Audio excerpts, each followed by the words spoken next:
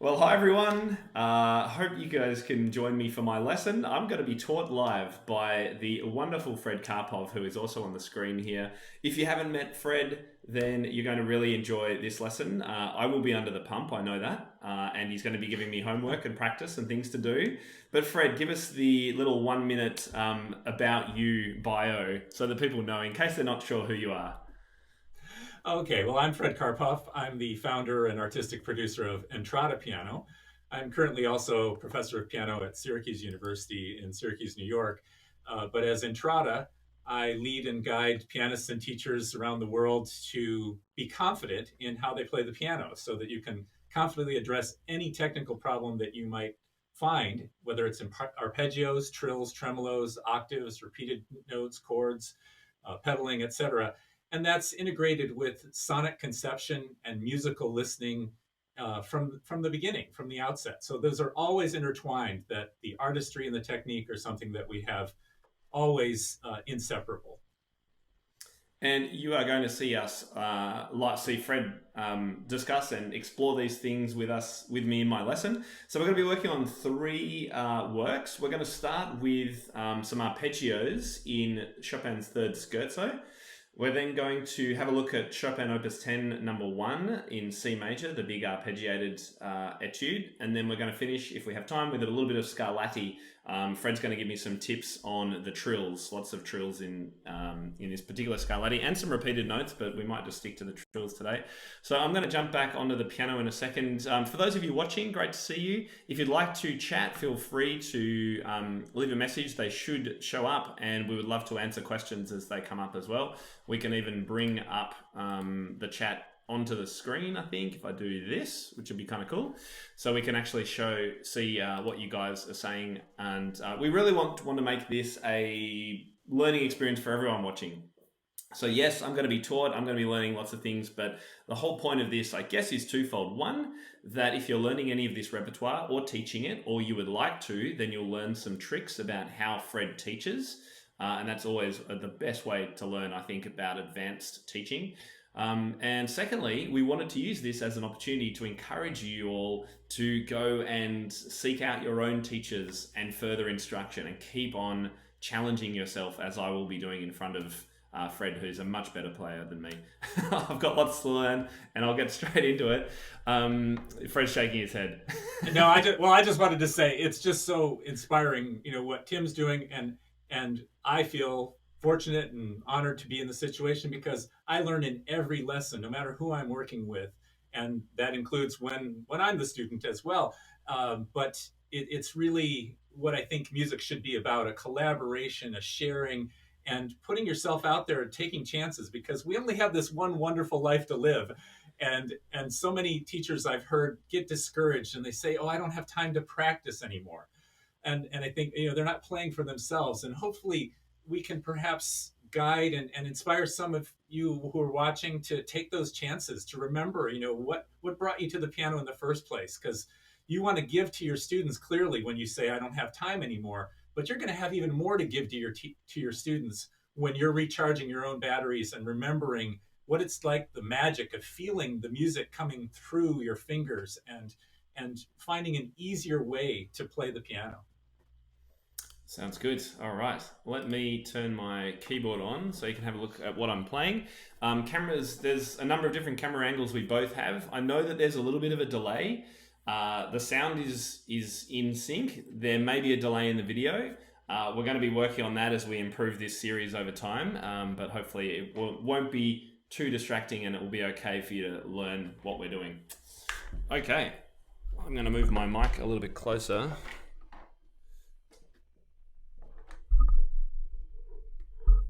It's pretty sensitive. I can really feel the vibrations of Oh, your can you? I microphone. probably should have muted it before I did that. Yeah. All right. I see that my mic is a little muted, is what we heard. So I'm not Let me see sure if what can else turn I you can. up, Fred. I'll Are you still able speak a to little give bit. yourself? Are you able to give yourself some more volume at your A end? little more juice. Let's see. This is the only. It's almost at the top. If I do this, is that going upward right now? It's now at the max for this one for my lavalier microphone. Sounds okay for me. Okay.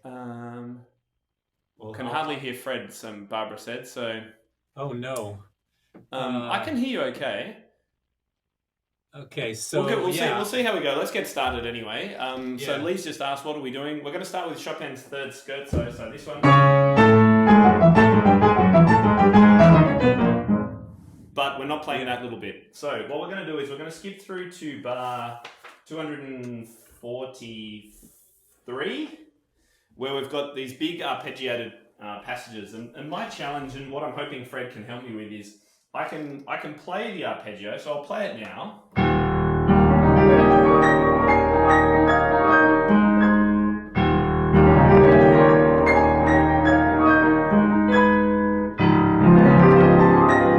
But as you can hear, it's not regular. I often miss it.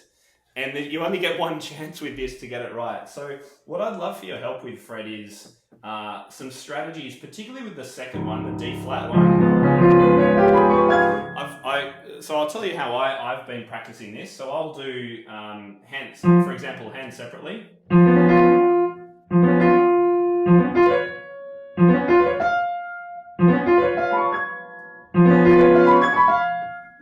That kind of a progression.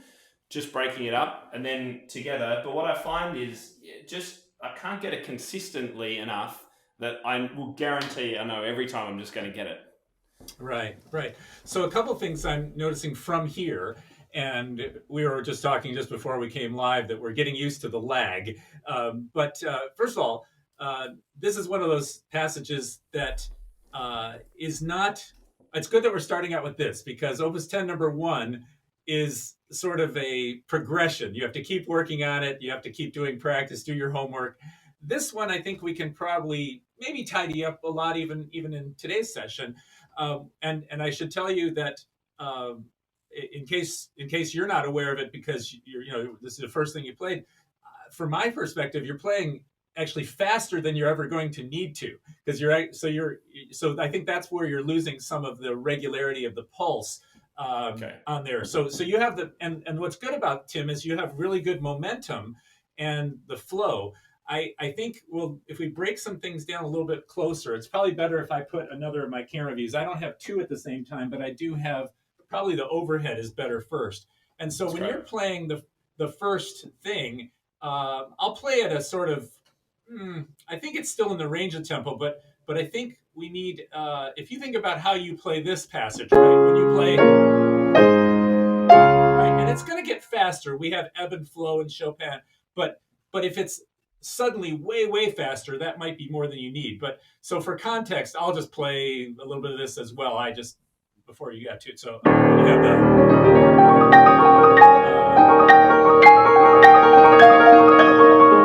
it'd be nice if I played the right notes, but I'll get there. That when you have these, that you have the melodic shape of these right, and so. But up here, I think if you had a good practice technique, but I would suggest isolating it in smaller units and overlapping them. So you wanted to go to the D flat one. I think we should stick to that one where you have this one. You have the let's get the right notes. So when you have this figure, first of all, just check I think you're concerned more about this arpeggio, right? The one, because up here. That the rotation is a rather large rotation, and you seem to be in pretty good shape with a lot of those. So I think you're looking for this one, right? Yes. So in this case, what I'd suggest is, and maybe we should walk through a little bit for the process, not just for you, but for anybody watching. If you did, let's just start with actually fewer notes than you would normally practice, because it's going to be fairly easy for you. But I think if you start, I'll just do a demonstration of maybe a couple of these. If I go, and notice I'm really releasing quickly, and then I'm also staying, you can see in this view that I'm in alignment. I didn't go like this right here, but I'm immediately ending up closer to alignment here. Then if we go on, I'm going to use momentum like this to go. So look at where I went from here. In slow motion, it was like going here to here to here, and then we'll go on the same way, and then etc. etc. So could you try that out first, just in those where you're going from the fifth, eighth note to the first, and the first to the third, etc. I'll stop talking. Try a little bit. Okay, yeah.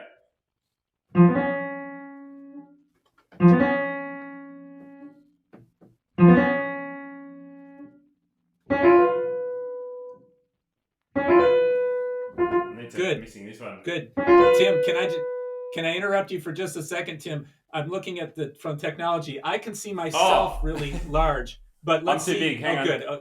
It is up to you. Go, okay, sorry. yeah. Can you show us that again, please? Yeah.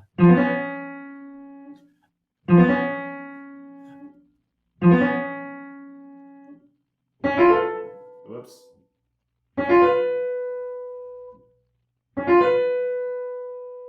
Okay, this looks pretty good. The reason why I'm butting in is I was getting used to the lag, and also I don't know if you want to switch again to mine, but if I there's a just double check to see that your momentum, in other words, what I call it's the preparatory lift. And so if I show this from the side quickly, what you see is that you lift and follow through. So this part is really important. Notice that this is what I call the quiet hand. So these fingers here are just gently curved in a natural position. They're not curled. And I think your hand looks good like that, but just be sure that when you lift this way, it's like this. Now, if I showed the left hand, I'm going to show the reverse of that. So it'd be like playing these notes. It's not those pitches, obviously, Yeah. but so you can see how the hand releases on its own, right? And so I did see something where you're doing just a little swivel at the wrist. And I'll show that again now from the top view. And you can see how instead of going like this, just go to about there where you're in alignment. So Okay. And then the next one, and then I'll give you one more, and then I'll get out of the way and let you do it. This one is a different preparatory lift because the thumb on the white note, it feels more, I don't know if it's more natural, but in this case, we're right before the thumb. So we have to actually come a little higher. You can't see my fingers, but they're just sort of folding forward. They're not curled, they're not working. And so I'm going to use the momentum to get from D flat to F to C flat in one sudden motion. I think you're doing this, but just feel like you have this kind of slightly elliptical support where you get out to here. And do you notice where I'm ending up in alignment? I didn't go like this at all. And that would be something that others are doing. I think you're sort of in between. You're sort of coming to here. See if you can actually be really in alignment for that spot. Go ahead, and you might want to switch the camera back to... Yeah. Yeah, you picked up exactly what I was doing. Yeah. Little swivel. Yeah.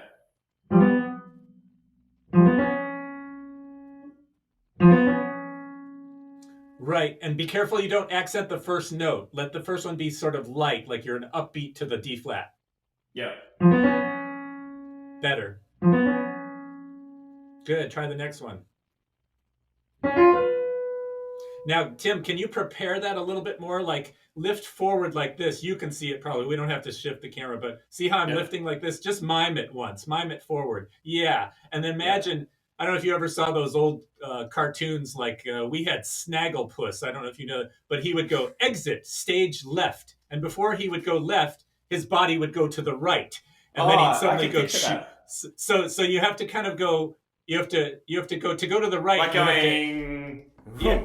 That's right. Yeah, that's right. Yeah, exactly. You remember. So it's not just me, but that you. So you're going to have to exit stage right. You kind of have to go left first. But see how I'm just miming this, and then use the momentum only at the last second. The difference. Let me say this for the audience too. The problem that often happens in this place for us as teachers and as players is that people are very conscientious. And what they do instead is they sort of go here and stop, and then they go, right? But that's not what we need to do. We need to be able to let go. So this is kind of a up, down. And this time I go up and go. And I missed it, so I do it again. Try it. I'm going too far, I think, as well. That felt better. It sounds great. The lag is such that I can't see it quite as well, but I think you're doing it. In other words, as long as I'm gonna do it really, really slowly. Like if I do this in really slow motion, it's going up, coming down, do, do, do, right? So then, and so I think you're doing it. Do it one more time. Let's just see if we can catch it. Sounds terrific. Try the next one now.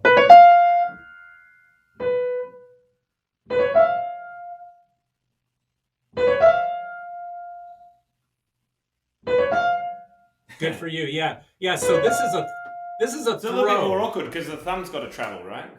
Right, but the key here is this is part of a throw. So a throw, I just love the throw. The throw is that spot in an arpeggio where we have to go from the third or the fourth finger to the thumb. So in this case, it's between the D flat and the F right here, right?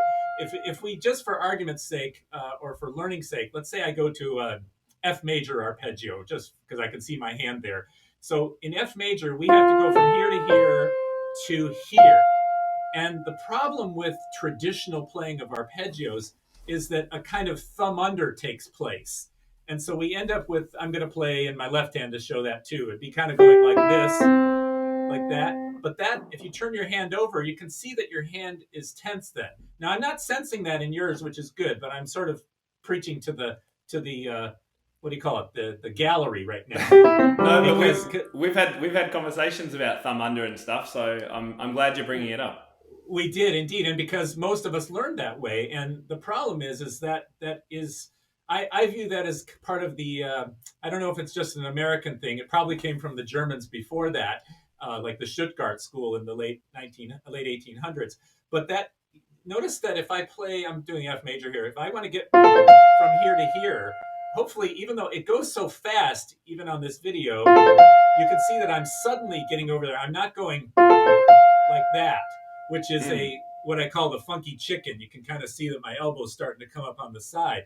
And with the throw, if you think of it this way, if we played portato, let's say we played this note, and then this note, and then this note, and the next one is going to end up over here. So how are we going to get there? If we do it with thumb under, then we're just tensing up our hand. And so if we follow the throw, we can actually pass through that. And that's what you were working on the throw. That's why this one was a little awkward, because you have the tritone between the C flat and the F right here. But it's the same sort of motion. Like the one you got really well right away was this one, where you lifted with our Snagglepuss stage left thing, right? And then here we had to kind of do it again, but in this case, it's going sort of this way. It's kind of, and then we have to find. I don't know if that's clear in the visual. Yeah, it is. Yeah. But see if you can feel that. I think this one, Tim, is going to feel a little lower, right? And when I started you on the D flat, there I asked you to kind of go in that direction, right, to prepare. But this one doesn't need the same kind. It's kind of up and down, but then you head yourself in this direction. It should feel sort of under, like you're coming this way. Try it. Sounds good. How's it feel? Feels good. And anytime I miss it is because I'm not my hand isn't moving across fast enough. It's not traveling far enough, I think. And that one, for whatever reason, that one sounded better. I was just about to say what I think something else is. By the way, before we had internet lessons, about 15 years ago, I had a student who would come every day for a couple days, hours on a Sunday. And sometimes if there was too much snow, we would have lessons over the phone. So I feel like I'm coming back to those right now because the feed is such that I really can't see as well as I could hear. And so what I'm hearing, Tim, is that your C flat, sometimes I think you're playing it without sufficient preparation. So sometimes it goes like, and so it's a little bit accented. So instead of thinking of ta-da-ta, think of it as yada-ti, yada-ti. Which, by the way, these are the opening intervals of something in Bartók's Concerto for Orchestra.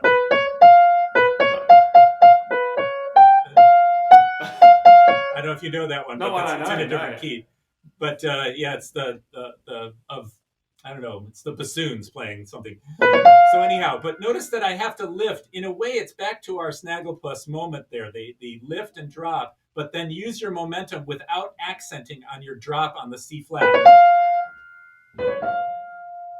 Yeah, think of just ever so, even lighter on the C flat, and I think you've got it. And now even out the D flat to the F. Yeah, that was better. That one sounded terrific. That one sounded like three professional notes. Ba-da-da. That's great. So you get the idea. You're up to here, and you would go on to there. Oh wait, am I in the right place? Right. The next one would be right. So you do this, and you can continue on with this. Now let's overlap them. So you were doing the kind of add a note practice at the beginning, right? And instead of that, why don't we do so if you look at your score, you see how you just did a stopping on every odd numbered sextuplet, right? We stopped on we went the fifth to the first, we went the first to the third to the fifth, etc. Does that make sense? Hang on. We're doing the B flat one, aren't we? Yeah, when you so we go 1, 2, 3. Right. Yeah, okay. So the important thing for everyone listening too, because this is the part that the way we all learned rhythms often wasn't very effective.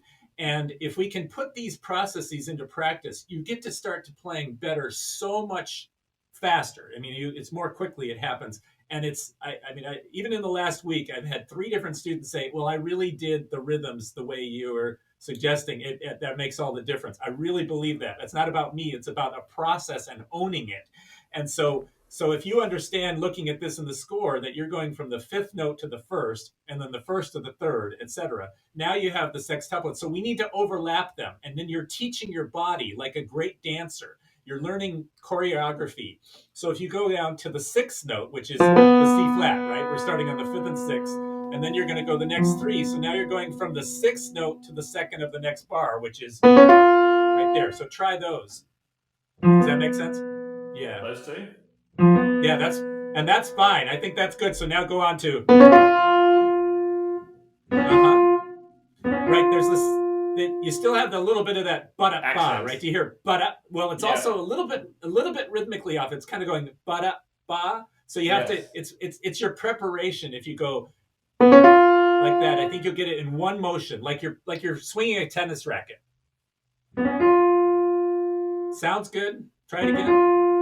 Yep. Okay, now in this case, I saw something different because of your preparation. I'm going to shift to my side camera. Yep. And what I saw in slow motion, it wasn't, I don't know if it was this long, but it was kind of like you went, right? So I don't know if, so it's like your hand was, I'll choose a different note. It's like going, I'm choosing different notes, but the left hand, it would look like this. If I went, it was like you went for a second, you were in the air, and then like this. Check to see if that's what you were doing. If I'm fairly representing that. Look, I may well have come off the keyboard, which would of course accent the first note because I'm landing on it. Exactly, and what you just said, that's really important for everybody listening too, because it's such a common problem is that we tend to slap, we come a little high. And by leaving the wrist fixed here, you've actually activated all kinds of muscles that you don't need to. Exactly. So this is all you need is a little bit of motion here. And then when you come up, then you use that momentum. I'm just showing you the opposite figure. It's really this way. Yeah. And so try it. Yeah. I'm seeing it on the delay, but I can tell that you're not lifting up here first. That was good. Yes, really good. So good. This is like hitting a good shot in tennis, like a really clean one.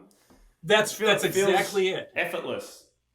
That's the ideal. Yeah, that's terrific. And you can hear the difference right away, because the other thing also inhibits good rhythm, because you ended up with things like this. You went it wasn't that bad, but there was almost that kind of crowbar was getting split in there.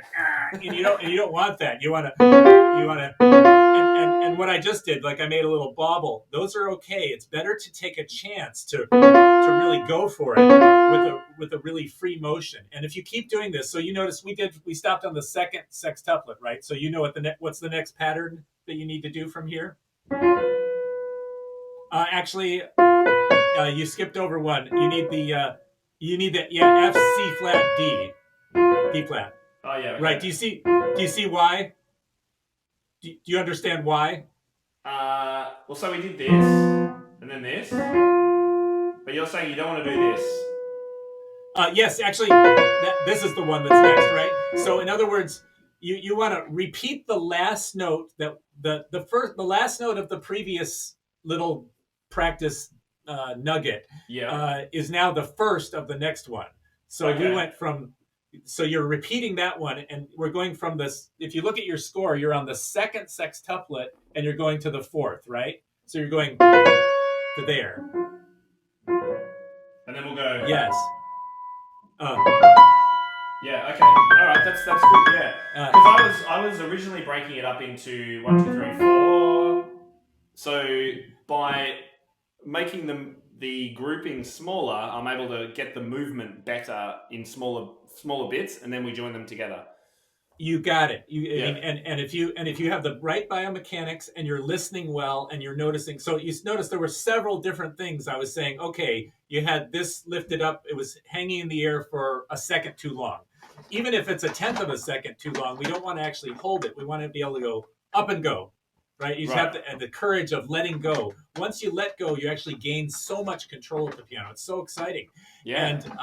and so just in terms of the overlap practice, because I bet we'll have questions about this, and you were doing it as well. Remember, just recap what we did the first time. The first time we went from here to here, right? We went from the fifth note of that measure to the first of the next, and then we repeated that D flat, and we went D flat to the C flat, right? So we went first to the third, third to the fifth, right? And so you go through that process, and then you must overlap it, because when you overlap it, you create this wonderful lattice. If you look at my hands right now, I'm creating this sort of lattice foundation. That's what you want to do with your practice, because otherwise, if you only do one, the water can kind of seep through there, the sand, and so then you're able to do it with bigger units too. Go ahead.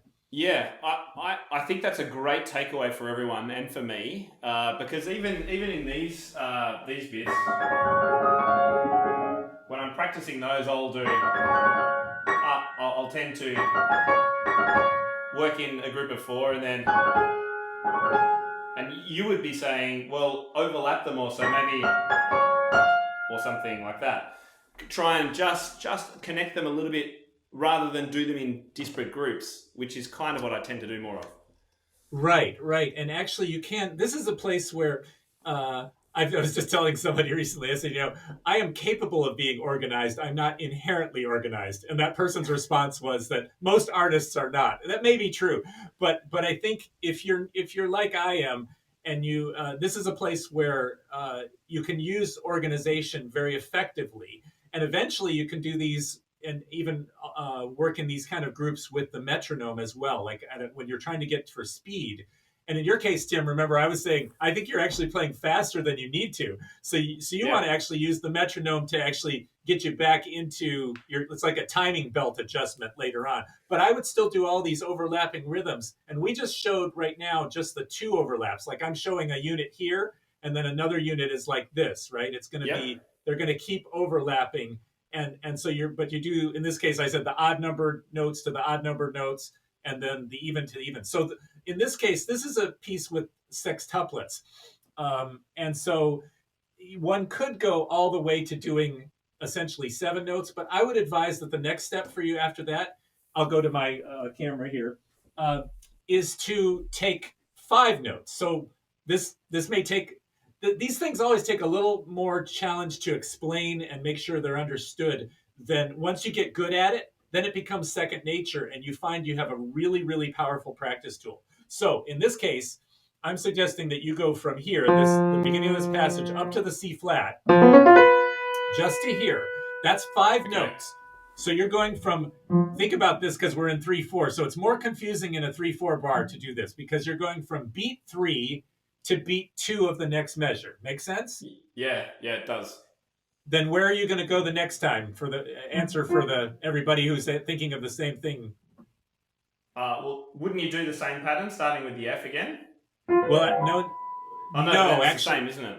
no. So you go from, so first you're stopping on the C flat. You're on the second beat of this measure, right? So now you're going to go from the second beat, two more beats. So you're going to stop on the downbeat. So you need to start on the C flat and go up to there. Oh, okay. Does that make sense? Yeah. Yeah, so the thing to remember each time is to start on the note that you finished the last pattern on.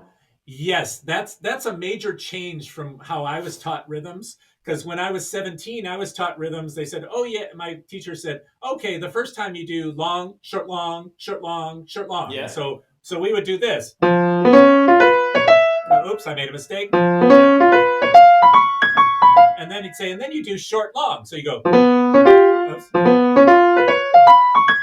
But you know what?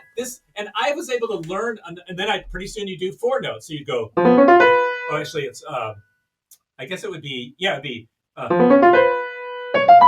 That's five. I should. Whatever it is. I'm just making. Yeah. And then And then you have to. And then you have to go here. But I learned. Well, actually, after my vocational injury, when I was 25, I realized I had to play better and smarter and more musically, because this is a. Let me get back to my face view. This is so much like. Everybody's heard about. Well, a lot of people have heard about Malcolm Gladwell and his theory about 10,000 hours of practice, right? Yeah. And if you do 10,000 hours, you're going to somehow be an expert in that.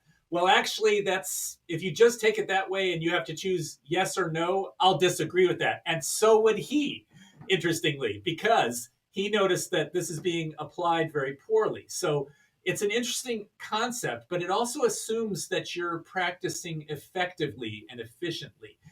If your methods are not good. So he said, and you probably know this word. It's not an American word, but do you have the word duffer in Australian English? A duffer, do you know Uh, what that means? like a silly person. Well, yeah, kind of. I guess I think it's somebody who's just not very good at something. They're not competent. So he said Okay. he must be British, and he said, no, if I were a duffer at golf, and I practice for 10,000 hours, I will be a confirmed duffer at golf. And it's the same thing for us. And I was kind of doing the same thing. I remember when I was 18 learning the Chopin, the B minor scherzo,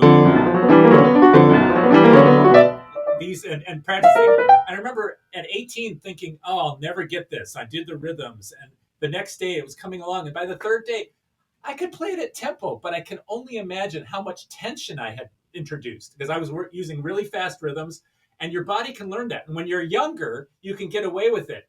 I remember somebody telling me that at about 25, everything goes downhill. I mean, it's actually I'm curious. I have a curious story about that because my father told me that I would be an old man by the time I was 25.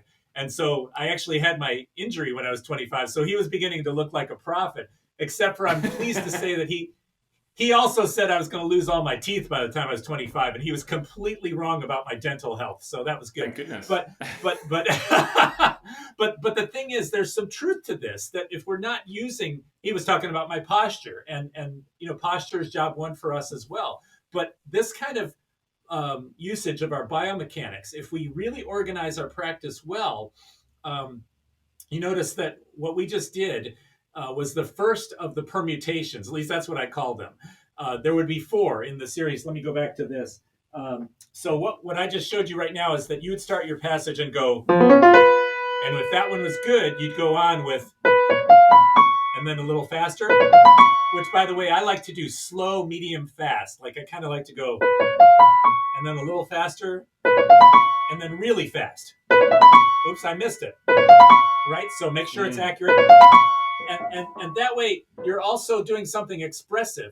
And then you'd go, the next one would be, where am I? Yeah, we're at the top. Right? So you'd go all the way to the F, right? It would be. So that's now on the third beat of that next bar. So in this case, we're alternating. Now, when I was a grad student, I would have done all the permutations. The next time I would have stopped on this, I would have gone here, and then I would have gone. Do you understand? Then I would have gone. So there it is. That was it. What am I starting at? It's I did too many. So I would have gone through each set. Now I believe, partly because if you're effectively practicing well, you can do one overlap. So just help everybody listening too. I'm just gonna ask you a question, which may seem really basic, but remember what we just did. We started on the third beat, and we went from there to the second beat, right? So we went, and the next time we went from the second beat to the first beat. We went right, and the next time Yes. would be the first beat to the third beat. So how are you going to do the overlap? If you do one overlap, what's the easiest way to do it? So That's actually too far. so if we do so this is how we started, Yes. right? Yeah. Yes. No. So the first time we actually started and went all the way to here. So you're starting the overlap now. If you start here and then go, then you got it. Yeah. Actually, you want to go from the D flat on the downbeat up to the F. Yeah. Okay. Right. Is that? Yeah. And then where's the next one? And then. Actually, Right? no, not quite. You're on the third beat, and you're going to go to the second beat. So you're on the thumb on the third beat. If you're looking at the score, look at the score and see how you've got F. Right. Okay. Right. All tell right. us what the just tell us what the next one is, so I make sure you know. And what's the next one? Always repeat. Yes. Okay. And the next one. And what's the next one after that? What did we go with? We went. Yes. Yes, you got it. Yeah. Okay, you got it. Okay. All right.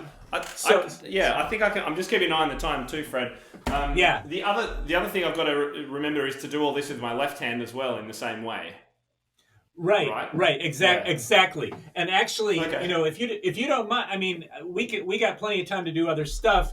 Whether you want to shift to another piece, but I think we're onto something important here. If you want to, if it's up to you. If you want me to say something about the left hand and the ensemble, or if you want to go to something else, what's your preference for today? I'd love. Yeah, I think. Why don't I work on those right hand bits, and I'd be keen to just do a little bit of the Opus 10. Yeah, let's because we want to try and wrap up in the next 25 minutes. Yeah, we don't have. So we're running out of time. why don't we go to that, because I know there's some people watching who are pretty keen to get your tips on that and see me fumble through it. Oh man, you're courageous to play that. That was super helpful. I really hope people watching, even if you're not learning this particular piece of repertoire, the goal with these live streams is that you'll be able to take that and go, oh, okay, well, how can I use this with my student who might be doing something far more simple, but it's exactly the same process that Fred's taught us. It is the exact same process. That's something I stress with really everybody, that the processes that we learn are applicable to all levels of repertoire to really organize our practice effectively. But we have to also musically understand what we're doing and align our physical intentions with our musical ones.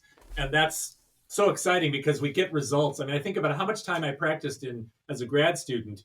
And if I think I probably averaged 3.5 hours. That means there were days that were probably 4 or 5, and there were some that were left. And now I probably average about 1 hour, and I think I am able to get much more done in that time. And the days when I can really clear out my schedule and get more, it's just bliss. So I think of it a bit like high intensity interval training, HIIT training, where you can do short bursts, 20 seconds on, 10 seconds off, and do that for 20 minutes and get the same kind of value as you can get from an hour's worth of slogging it out on a bike or whatever it is. That's been proven. I mean, you can be effective. You have to practice smarter. Yeah. Okay. That's right. So you want to play a little bit of Opus 10 number 1? How you go as far as you want? I mean, I won't go. I don't think I'll go too far because I'm pretty sure whatever strategies you're going to give me will work through the whole piece. Because for those of you who don't know, this is the challenge in this piece is that the arpeggios that Chopin has written are all based over tenth. So you have to make sure that you're trying to move and stay in alignment and stay not tense, I guess. And I'm sure, Fred, you're going to give me some suggestions about that. So my challenge for this, the difficulty I have, and I'm sure many others have, is I can play it relatively well at a slower speed. When I start to go fast, it gets messy and I get tense. I get uncomfortable. I can't play to do the whole thing. So they're the main sort of points to look at, Fred. And for those of you watching too, any questions you've got, please put them in the chat. I can see the chat on my screen there, so we can easily answer those questions too. All right.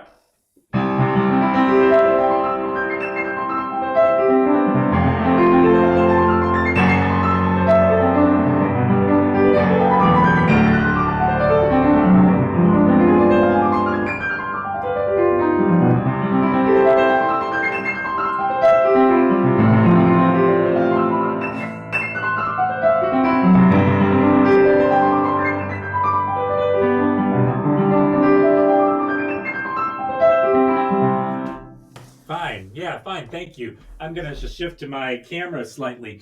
And it is awkward to be able to well, ascertain visually, I think, on this lag, but as we were talking just beforehand, we'll work on getting closer to sync. Uh, Yeah. but good for you for challenging yourself on this level. And this is one of the great pieces. One of my I guess I should keep my face on since I'm talking for a moment.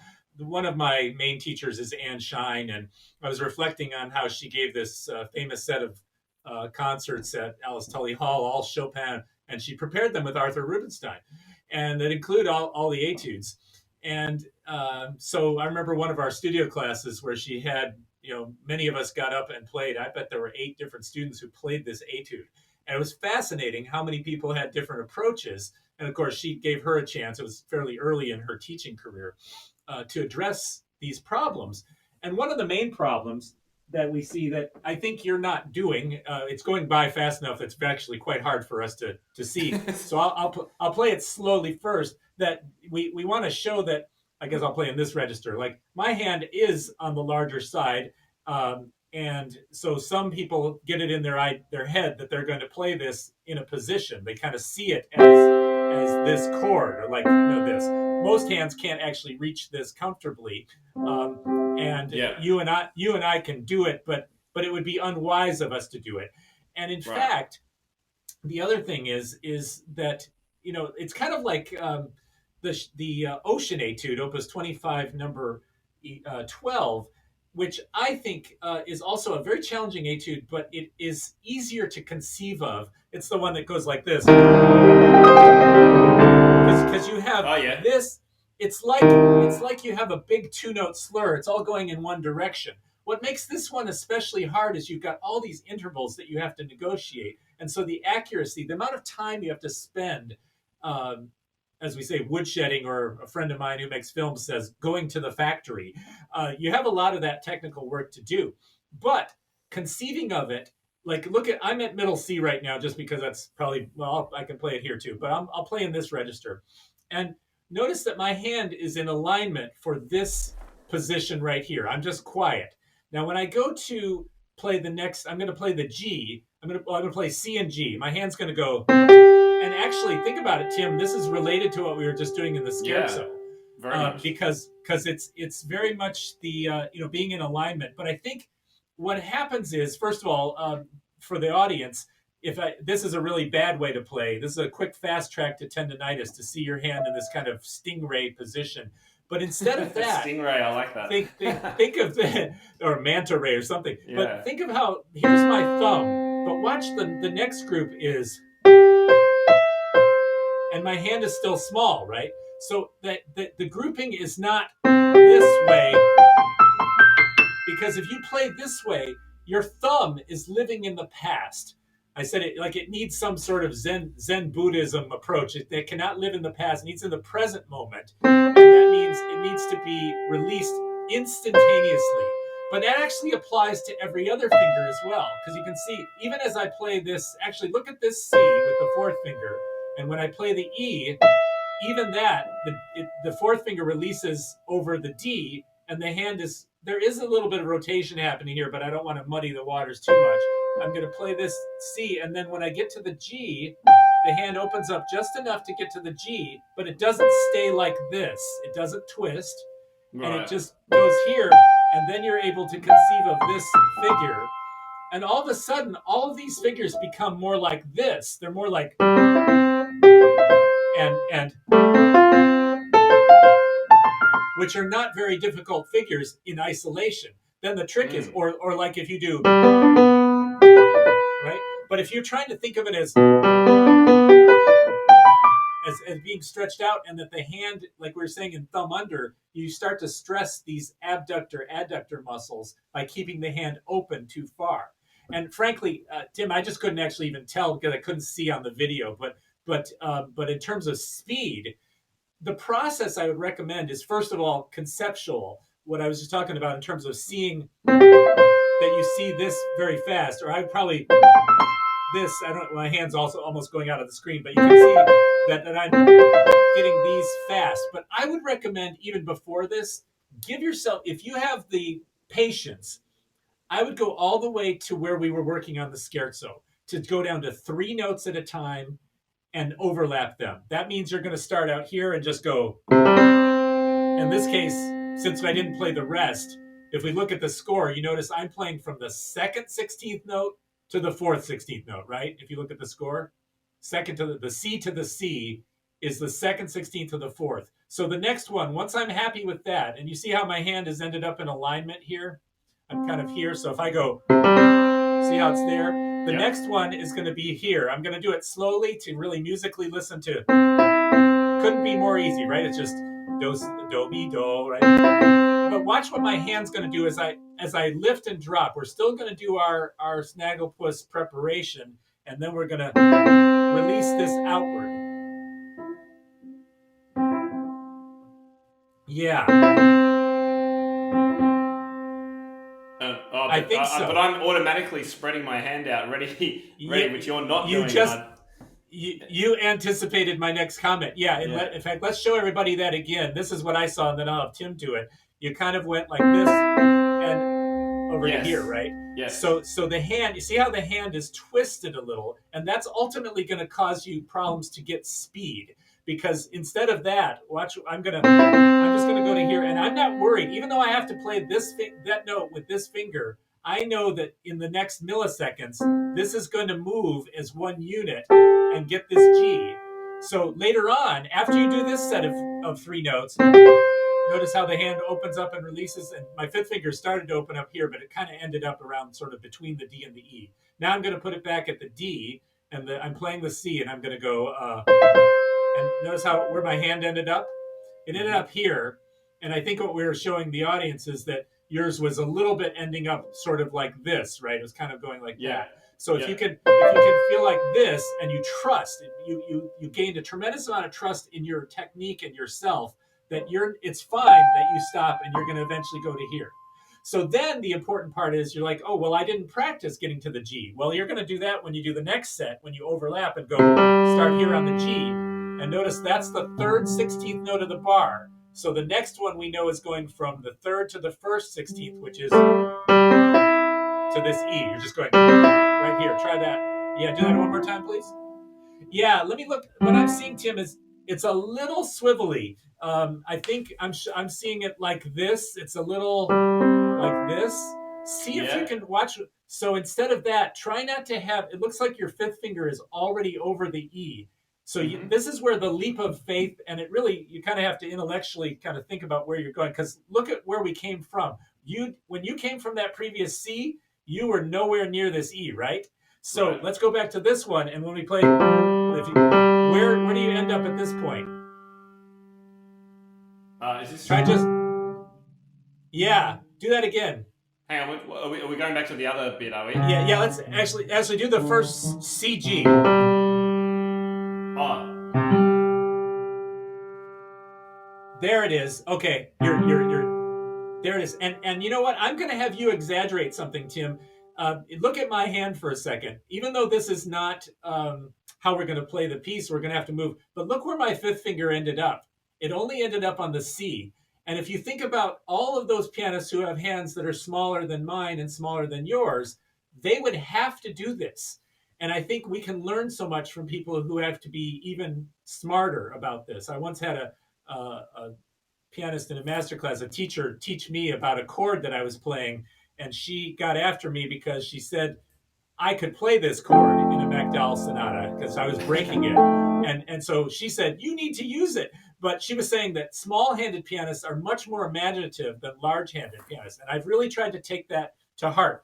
So what I'm challenging you to do is to think like a small-handed pianist. When you play from here to here, and let your fifth finger be, let's say it's going to go no farther than the crack between C and D, maybe even only to C. Maybe to C. Try it. Just the fifth finger is only going to be yeah, great. Okay, so now you know you're going to go beyond this, but when you prepare the next one, watch what I'm going to do it in really slow motion for the camera. So if I go, try it slowly once. Right. Now, when we do it fast, look what I'm going to do. I'm going to start with my fifth finger over middle C. Go bring your hand back to alignment at middle C. Yeah. See how even there you wanted to kind of rest your hand in this position. Yeah. And it's a habit that we all develop, I think, is because we see the chord, and because I know how great you are with chords and the pop music, you see that C major chord and your hand wants to go there. I just want to play it. Exactly, it's there. And I mean, you probably play it with this fingering, but whatever chord you use. But in this case, you have to be smart. You have to outsmart your instincts that are, even though you know that's C major and that's helpful to know. This case, we want to be more like, I said something negative about a manta ray earlier, but think about the positive aspects of being a manta ray. What if you were moving like this? It would be much more natural. And so when you're doing, oh, sorry, it's just to hear. So now let yourself do that fast. Yes, and where you're ending up is good. So now we've gotten to the point that I was building up to. I know our time is zooming by, but now we're going to go E, C, G. Watch this in slow motion. It's going to go. So now when we do it fast, this one's a little tough to do because you have to kind of, I think I'd lift this way to prepare, and then I'm going to get, try that. That looks great, Tim. Look at your hand. Yeah, that's wonderful. Yeah, that's terrific. Yeah, and it couldn't be easier. That's the simplest movement I could do. That's wonderful. I mean, that is the key to this etude. You have to be able to be willing to do all the hard work, which means you go through it and overlap it. Imagine if you were Mikhail Baryshnikov and you tried to do this with, to have some great dance routine with locked knees. Like imagine if your toes were curled. Well, sometimes they're curled when they're doing point. But imagine you had to do like the whole, that's kind of what we're doing when we put ourselves into these positions and we hold them. So maybe this piece will be a good project for us to keep showing over time. And if you're able to do the time, put in the time, I would suggest that, if you're pinched for time because you're really busy, is maybe isolate the first portion. You got to go through the whole piece like this, but maybe if you're choosing measures 1 to 12 or whatever the passage is, really isolate them and overlap them. And you probably know that the next overlap from what we just did in the scherzo is going to be a similar one to what we did before, where you'll eventually go like this, where you go, and you can see where my hand ended up, right? So now in this case, remember in the scherzo, I was kind of saying, it's okay, I'm letting you out of doing all the permutations. Well, guess what? In Opus 10 number 2, you don't get out of doing all the permutations. You have to do all of them. So if you start on the second 16th note and you go to the next one, that means C to C. Sorry. I made a mistake, so I have to go a little slower, and then I'm going to go fast until that feels good. And this is where you can get the metronome going, and you put it at a pretty fast tempo, and you make sure, like a little bit faster, 1 or 2 ticks faster than you want to do it at. So you're going tick, tick, tick, tick, and you get, oops, I missed it. Right? And then I missed that at 2, so I'm going to slow down, etc. And then you go through however much you want to bite off at once, and then you're going to have to go back and you start on the G, right? So now you're going to go from here. Exactly. Now watch my biomechanics. And actually, Tim, look at my hand before I start. I didn't go to here, right? I'm not doing this. I'm not doing this. I'm going to have to concentrate so hard, Fred. I know. Well, I mean, this is kind of what... I think you were asking for. It's like, what do I need? And look, and so that's going to be the. Yeah, and I'm sure there are others in this same category. I've played this absolutely for years, 10 years probably, and the way I've been working on it, I've still never been able to get it fast and comfortable.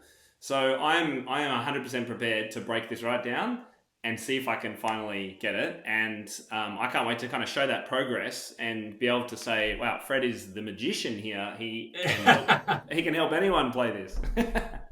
Well, I mean, and it's great what you're doing. And I will also say a word of, I mean, I totally believe in you being able to do this. I will also suggest to you that you might enjoy taking another etude that you've never played. Just randomly saying Opus 10 number 4, Opus 10 number 5, although I like to show you an orientation of how to do the rotation. Maybe Opus 10 number 4. Uh, what's another one? There's others that I would love to play. Opus 10 number 8. Yeah, but my point is that what you just said is related to sort of finish up our session with the Malcolm Gladwell thing. Is that it's not that you were a duffer, but you were using perhaps not your highest understanding of how to play with greater ease, your best choreography, and yet you have been playing it, and so you have actually.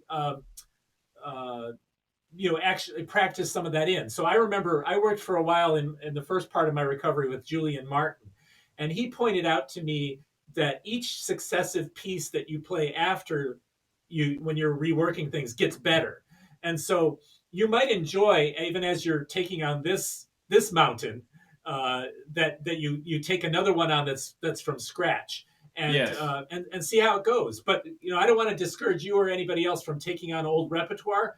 But just know that it is a little bit, those old habits are tenacious. They kind of stay with you. Yep, that makes a lot of sense. Yeah. We've got a comment. Rebecca says, this is so interesting and useful. Thanks both. So thank you, Rebecca. In fact, I wonder if I can, let me practice. Display the comments. Practice my my skills here if I can. Your technology. Will this work? Yeah, I can see Rebecca. There it is. Here it comes. Yeah, I love it. So look, I think given the time, we're almost at the top of the hour, we might leave the trills. I have plenty to work on, Fred. Yeah, I think so too. That I usually don't like to have it be too overwhelming at once. And then this has been a wonderful session. It's a blast working with you. And I think I can see that you get it, and you need the chance to, like all of us, to experiment now. We go back to the laboratory, we do our work, and think about, especially I'd remind you that when you make an initiation, be careful, like, because so many people do the same thing where we tend to hold on to tension above. And if you can allow yourself to be completely loose and then up and go, that's that sensation of, just like you said, I think you said, like if you were, I don't know if you had a cricket ball. It's like the doing this. Stage exit, stage left, or whatever. Yeah. So all of that's really, really helpful. And it's better than that, because in Snagglepuss's case, he would actually stop for a split second, and then the animators would send him the other way. But it's a vivid idea. In our case, we want to be a little bit more fluid, but whatever helps. Thank you, Fred. There was one little question here from Sangeeta. So I'm not exactly sure how to say her name. I did not quite understand what was meant by overlap. Good. So my understanding is that rather than playing, what you're really suggesting is try every combination of breaking down these sequences of arpeggios, in particular, in the case of the music I'm working on, and keep when you do a phrase. So let's say it's a 1 2 3 4. Go back to the 3 3 4 3 1 2 3, and keep overlapping where you stopped the last time. Is that the simplest way to explain it for Sangeeta? Yeah. I think if you were thinking of, I just filmed just the other day the first Czerny 8-measure exercise. And you were telling me about these, yeah. And so if I just showed that goes like this. Oops. So you have this figure. It's a bunch of 16th notes. So the first time, if the first 16th, these are groups of 4, you would go. That would be the first one. And then you would go on. So overlapping that would be starting on a note other than the E. The next one, if you started on the second note of the group, it would be the G. So you'd have, right? And so you're going from the second group of 4/16ths to the second group of the next 4/16ths, etc. So that's an overlap. Another overlap would be to go to the third note. Right? Now I'm going to go. right? And then there'd be one more overlap, which would be the fourth one, which would be now I'm going to go from the fourth 16th to the fourth 16th, etc. So I'm hoping that that Sangeeta and others will understand that we're just putting things in little phase shifts, but that was a fast microwaved explanation. You have to do it also. Don't just go automatically on. Sometimes you'll need to do 2 or 3 times on the same one. You might have to go, right? And maybe you'll do it slower once, and then a little faster or fast. And then you say, okay, did that sound good? Did it feel good? Okay, I can go on. That part of pausing and evaluating is the part that I think most pianists and students do the least. It's what I was saying, and Tim said that he learned the same way. We just did it automatically. Our teacher said, do long, short, long, short, long. And you're like, okay, I'm a good boy. I did all my rhythms, right? But if you're not listening, if you're not sensing, if you're not feeling, if you're not really using, really optimal first class or hopefully world class technique, then you're practicing at whatever that level is and really putting that tension in.